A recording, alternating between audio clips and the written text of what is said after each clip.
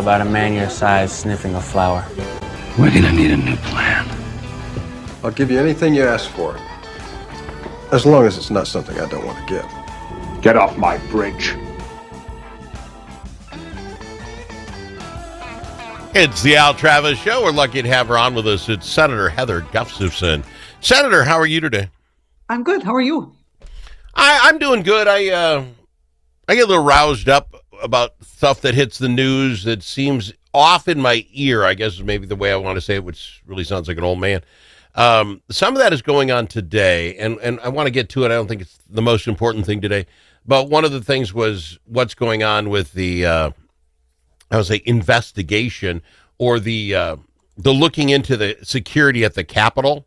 Now, this is a side off. It's in there today, and this story's about somebody, I don't remember, very upset that we have 14 buildings is all we looked at, and there's more than 14 buildings in the city. And I'm like, okay. Since all that happened this summer, including naked guy, and I still have my key, I leave it right here now, the key to the Capitol, which is my doorstop, my rubber doorstop for $1.55. Since all that happened, you'll recall it happening, right, Senator? Yeah. We've had like one or two more of the committee meetings, the guys that are in charge of the Capitol stuff, and not one word on if they fixed this problem or if we're still having more meetings on how to stop the problem. If anyone got in trouble for not, so now today's story is this guy's whining that we have more than 14 buildings. Well, spend more money. Fine. You got to have that. Do what you got to do. But Senator, you work there. Yes. Have you heard of anything that has changed that makes you feel more secure in your living than a naked guy can walk into the Capitol and live there for a while? Maybe possibly sitting in your seat at the Capitol, by the way. Are you getting a new chair? I'd ask for a new chair if I was a senator. Guaranteed you. You couldn't clean it hard enough. The president's chair is what I think it was. Well, but, we know he sat there, but this guy, he might have just ran his little butt around all the chairs just to be that guy. You don't know. That's all I'm saying. Now I got you thinking about it. This is not the biggest issue today I want to talk with you about. But do you get my point? Yeah. This should have been 1 week later. We stopped Bobby Johnson, who didn't go do his job and walk around the Capitol. He's no longer with us. Or he had remedial training on how to walk around. I don't care. But we didn't get that answer. The idea that we're still sitting here having meetings and now we're going to pay somebody $250,000 to tell us to lock the flipping doors. Mm-hmm. How safe are you? This is 6 months later. Yeah, I mean, I was just working at the Capitol last week. I mean, I felt okay. My guess, and I did not watch the hearing yesterday, but my guess is that there probably are new things in place, and maybe they just don't want to talk about them because it's not really safe to talk about all the things that they're doing behind the scenes for security. But you're right. It's a fair question to ask. Are you doing anything? Have you strengthened it? You don't have to tell us details, but thank you. That's okay. Yeah. Don't give me the details, but let us know that when we faltered on this bad boy, we fixed that. That will no longer be a case here. You will not see a naked guy with a foot wedge or a piece of wood getting into the Capitol. Great. Right. Okay. Now my friend Gustafson can be very secure and walking in there. I still get new chairs, but that isn't the one that got me going. But it's stuff like that drives me a little crazy, just a little bit crazy. Yeah. So the stuff that really drives me crazy is what I wanted to talk to you about today. And I want to say your name was invoked, and I believe it was Senator Housley. Yeah, could have been Hudson. They were both on yesterday. This story broke Thursday, and it might be Friday last week. Let me see if I got it up. The 22nd. All right, so Wednesday or Thursday. The old OLA, former legislative auditor, what's his name? Jim Nobles. I wouldn't know. He could walk up to me and shake my hand. I wouldn't know he is till he says I'm Jim Nobles, and I probably wouldn't have caught it then. But basically, he's the old guy running the office of a legislative auditor. And so that means he's evidently Mr. I don't have politics in my head guy. Fine.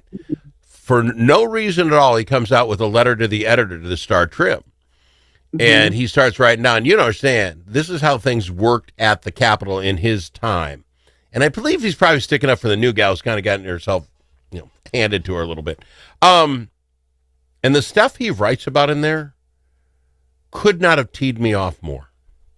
And basically, we could use specifics. We've done that today. But basically he said that they would be asked to do a report, and this is back in the child care fraud days. If you remember those old days when we just stole from children. That he was told to do a report, they go out and do the report, they come back to hand in the report, and they're literally told by the committee chairs, hey, thank you. That does look like something terrible. We will not bring it up in committee. This is not going to be released to the committee. And not only am I cheap, why do we have an OLA? We pay for this whole group to go in there, be nonpartisan, make sure we get the right people in, go do the research and find out, and they actually come up with answers. Well, answers you can look at, suggestions to fix the problem, and we never give that a hearing. Senator, good God, that cannot be the way we do business at the Capitol in Minnesota. But so far, every legislator says, yeah, they get to choose. Yeah. Yeah. Well, I mean, it is true, right? I'm not a committee chair, so I don't, I don't know how decisions are always made. But yeah, I mean, the committee chairs get to choose. I will say this. He was in charge until 2021. And during that time, the Republicans were in control of the Minnesota State Senate. So they all had gavels too. And why didn't they hear any of that? You didn't hear me pick on it. You didn't pick. I didn't pick a team. No. This cannot be the way this works.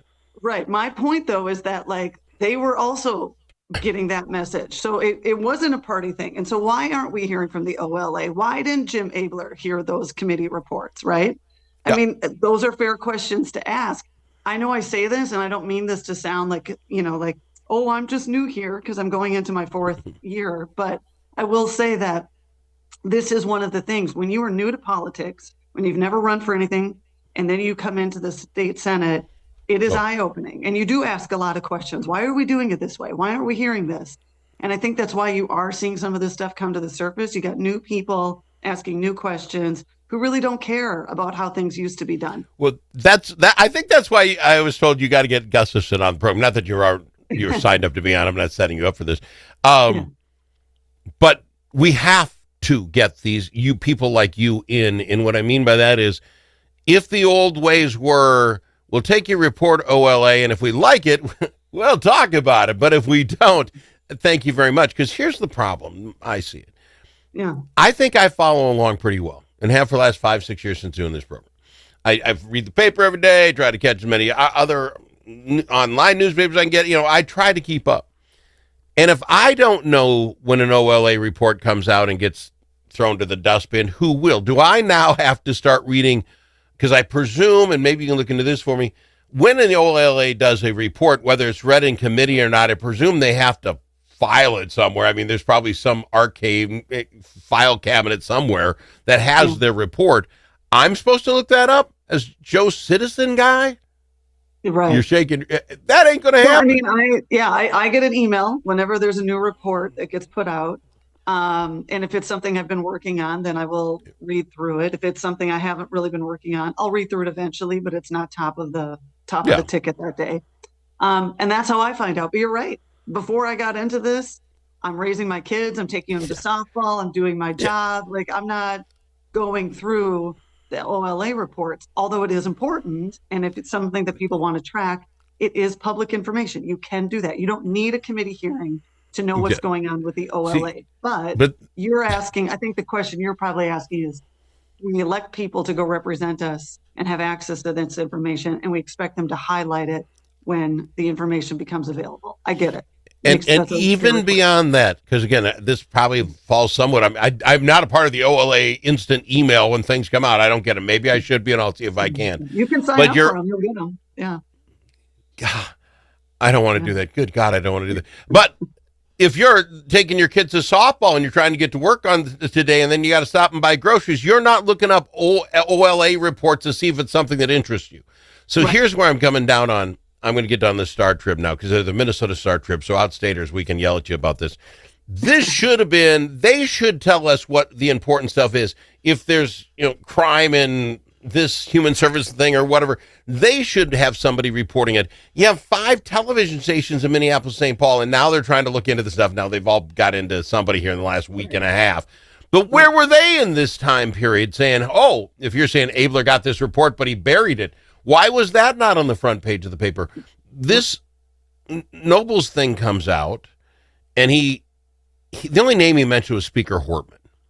And I didn't like that only because she's passed, and but then all these other chairmanships that didn't do this. Why were they not listed? So it's not up to Nobles to do it. He put his words out there. Why wouldn't the Star Tribune's next report the next day say, oh, by using his information, we now know that this person, and now Al can say, I should get a hold of those people, see if they can come in and talk.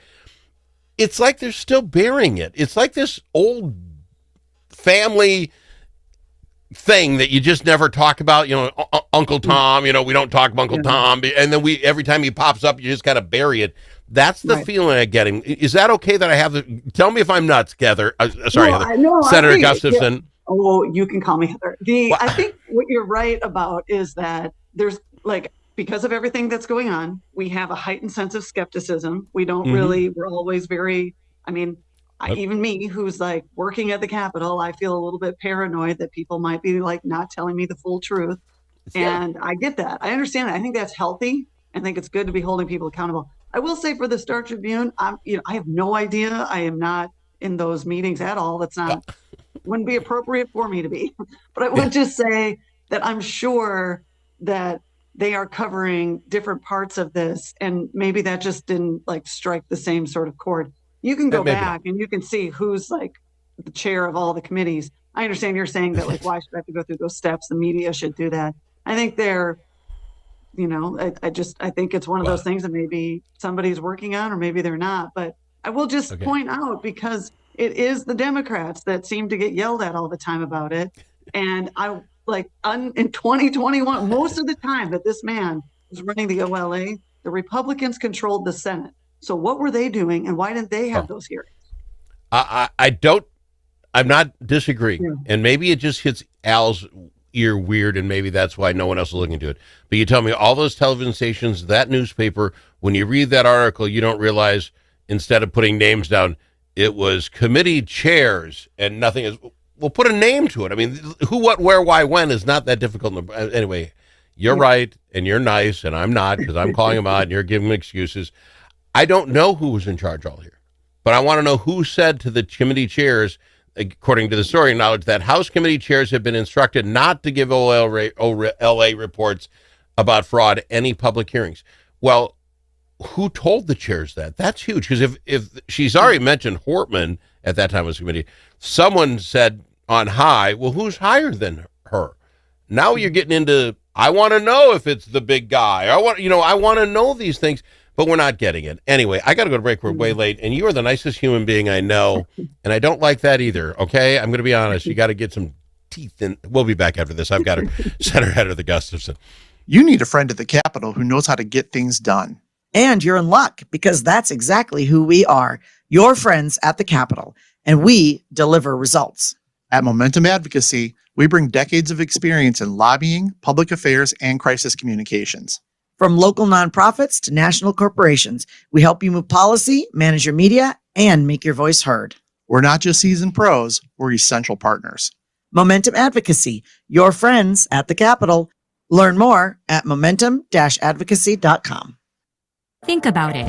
A famous politician once said, "You're entitled to your opinion, but you are not entitled to your own facts." But in a world full of AI and fake news, where can Minnesotans find the facts? Center of the American Experiment is Minnesota's go-to source for fact-based analysis and common sense solutions for taxes, energy, public safety, and our kids' education.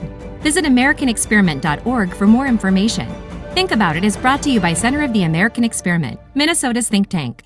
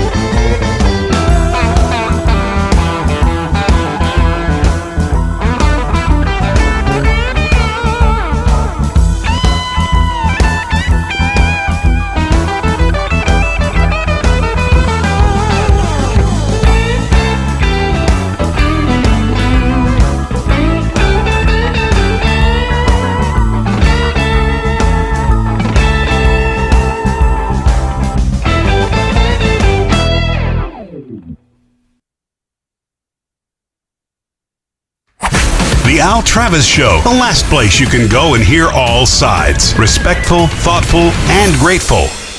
And real quickly to wrap up what we were talking about, Senator, I want your Office of Independent Investigator, legislative auditor, I want that to have one more tooth in it. And the reports that come out must be read, must be somehow put that in there, because this is driving me nuts. The governor comes out, my opinion, playing the game that most people won't read everything. He now is going, I love this OLA. This is fantastic. We should have that. But his plan happens to have that person still go through the same chain of command, which is, I think, the issue. Am I wrong? You want yours is different. Yes, it is different. So the OIG is, yes, appointed by the governor, but he is presented with a list of names from a bipartisan committee that has to unanimously agree on the list of names. He could choose one, and then it has to be confirmed. This is key, has to be confirmed by a majority in the Senate.